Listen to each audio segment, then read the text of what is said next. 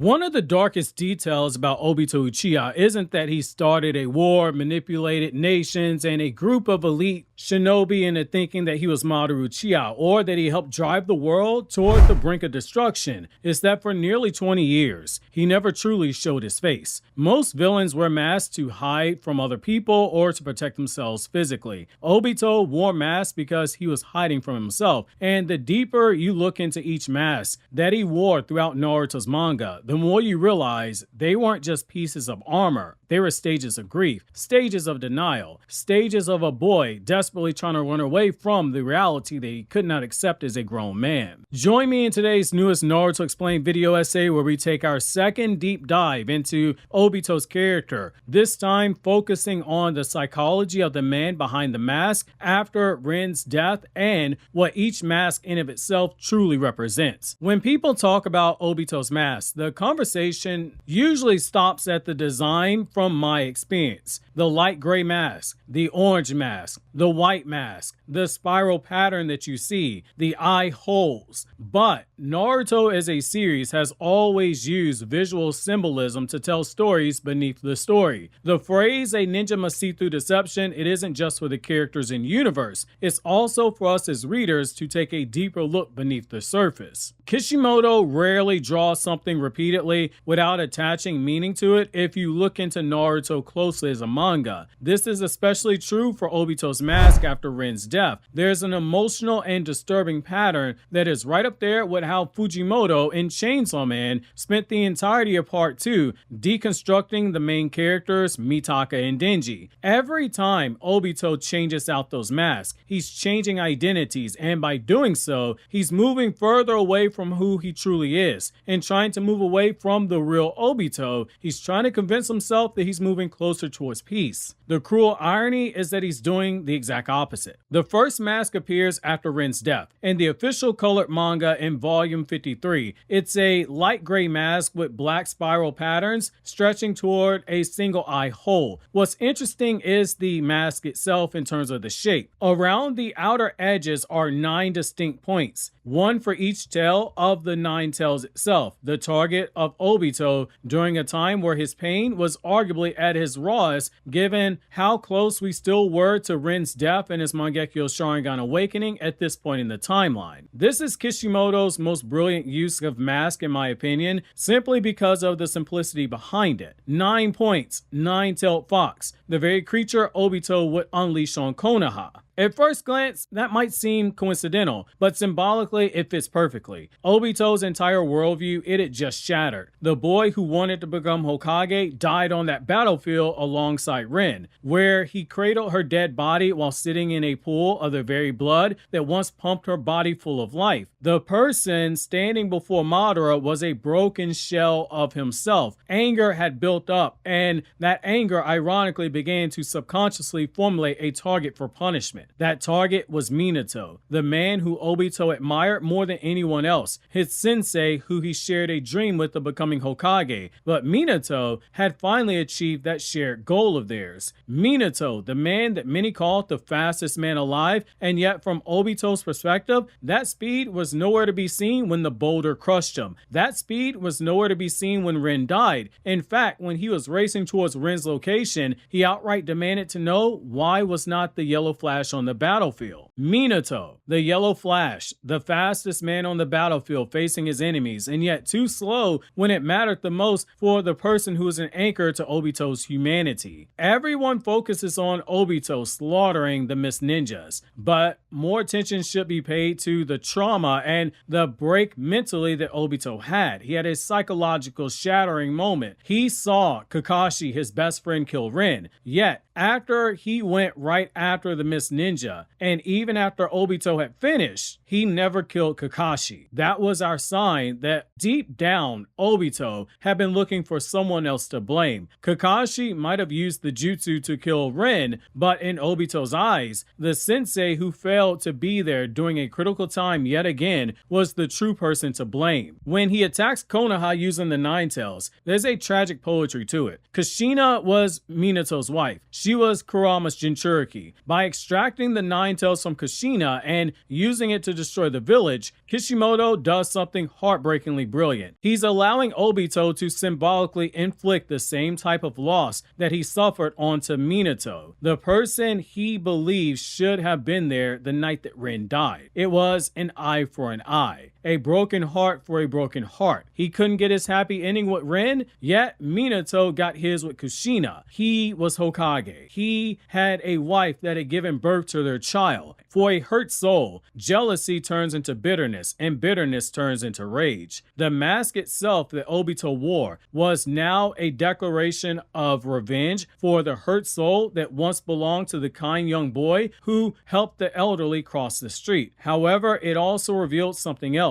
Obito wasn't processing grief. Instead, he was weaponizing it and simultaneously trying to hide from his pain, similar to how Denji and Chainsaw Man would use his addictions to hide from his own pain that he refused to face. That is the single most unhealthy thing you can do, running away from pain instead of embracing it so that you can begin the healing process. When you run, you find yourself ironically frozen in place. What you should take away from this mask that is being worn in this moment is that he isn't just hiding his face from Minato. He's wearing the mask to hide himself in the truth of himself that he isn't ready to accept just yet. Years pass by, and whereas time is supposed to heal wounds, Obito's open wound from Rin's death has only festered. Darkness has begun to fill Obito's soul even more, slowly over time, and in a way he doesn't even notice, and by the time that he does notice, he doesn't care. The way that a person drinking away their sorrows will do the same, or a junkie when they hit that high that allows them to escape the pain. That's Obito during this period of his life. The Akatsuki, they're beginning to take shape. Quietly in the background, he's manipulated Nagato into recruiting highly skilled S-rank ninjas to form that group. They're carrying out mercenary work and taking advantage of villages using basically hired guns to do dirty work that they can't have traced back to their ninja villages. The Eye of the Moon plan that he was trying to put into motion has now finally gotten close to where it can begin moving forward. The goal of creating that world where Ren lives again is getting closer. The dream world was his cure for the cruel world, where it took both Ren away from him and created a situation where child soldiers like himself and Ren were forced to participate in open warfare. Yet, Obito keeps wearing that same mask, despite it now being 7 years since he played a key role in the death of Minato and Kushina. Almost a decade later, and despite all the progress he made, Obito is still arguably frozen in place. When Itachi approaches him in the flashback shown during volume 43, Obito is still wearing the mask that he wore during the Nine Tails attack. This was very intentional by Kishimoto in the manga continuity of the story. He was not hunting down Kurama in this moment, but he was instead tracking down something else that would be just as big in size as the Nine-Tailed Fox, but only from a symbolic perspective. He was hunting down a core piece of his identity as Obito. Think about what the Uchiha clan represented. Before he was the masked man, he was Obito Uchiha. He proudly wore their crest on his back. He took pride in his Uchiha lineage, but when he identified openly as Obito Uchiha, those memories of being a Uchiha, it represented a life before he met Madara. More importantly, it represented a life before Rin died. Before the Third Ninja War introduced Obito to the darkest emotion that any Uchiha clan member can ever experience, which is the adrenaline rush of hatred that is born from a loss of love and the disappointment in oneself. For a clan that feels love greater than anyone else, this was as dangerous as showing a recovering addict the source of their addiction. Weaker men's wills, they break, and stronger men overcome it by latching onto their anchor. Yet Obito, despite his immense physical strength, was still weak because he had no anchor to hold on to. That anchor was watching him from the afterlife, seeing every decision he made after she died. Every street in the Uchiha compound would serve as a reminder of the boy that he used to be. A reminder of happier days, especially if you take into account the anime-only content with the scenes of Obito and his grandmother that are non-canon to the manga. A village where the Uchiha existed was also a reminder of a time that Obito moved to numb himself to. In particular, the dreams that he told himself no longer existed. Dreams of becoming the first Uchiha to be Hokage. For someone running from reality and the truth of who he really is, the existence of the Uchiha clan was a monster that Obito would need to slay. They are living proof that Obito Uchiha had once existed, and they possess a group of people in the clan who might remember who Obito once was. For us to get to the moment of the fourth great ninja war, where he says, "I am nobody," or "I am no one," depending on the translation you use, the Uchiha clan, they had to be massacred. That is why he had to side with Itachi here. If he doesn't remove the Uchiha, he can't utter those words that are so central to the philosophy of his character. He said, "I am no one." He didn't say, "I am not Madara." He didn't say, "I'm Toby," or even his real name. He said, "I am no one." To truly become nobody, he had to first erase the evidence that somebody once existed, which is part of the motivation to have the streets run red on the night of the Uchiha massacre. However, the massacre serves practical purposes as well. It removes potential challengers. It eliminates people who could expose his identity. It allows him to more easily masquerade as Madara Uchiha, because someone experienced, like say, a Fugaku Uchiha who was only 5 years younger than the legendary Sannin by that point in the story, much older than Minato. Fugaku wouldn't have been fooled by Obito's mask the way that a much younger Minato had been. The older and wiser shinobi, who was the clan leader, likely would have seen through that disguise very quickly. Even if it was only a small possibility that it could happen, the clan had to be taken off the board in order to prevent someone like Fugaku from exposing that. Also, from a symbolic perspective, this would be Obito destroying one of the last physical connections to the life that he was trying to leave behind. The clan dies. The Uchiha district, it is destroyed. By extension, a massive chunk of his past identity, it is deceased. Wearing this mask during the massacre is a way of showing Obito going deeper into the darkness, where he's alone with himself and alone with the very pain that he refuses to look at. Wiping out the Uchiha also serves as another purpose. It kept the young prodigy Itachi, someone who one day might grow powerful enough to stand up to Obito. It kept Itachi close to Obito and on a leash, and the only survivor, Sasuke, was a child ignorant to the truth of the clan, and someone Obito could hope to later groom when Sasuke got older. Then you have the mask that everyone remembers, the orange spiral mask, the Toby mask. And this is where Obito's symbolism becomes fascinating, and not because of the spirals on it, which as a franchise, Naruto uses spirals repeatedly, from the Uzumaki clan to the Rasengan to the symbolic vortex of love that Minato and Kushina were trapped inside of the Minato one-shot manga chapter released in 2023. Spirals represent movement without any real progress, fitting for a man who is really a boy frozen in place because of the trauma that happened all those years ago when Ren died. Look at a spiral.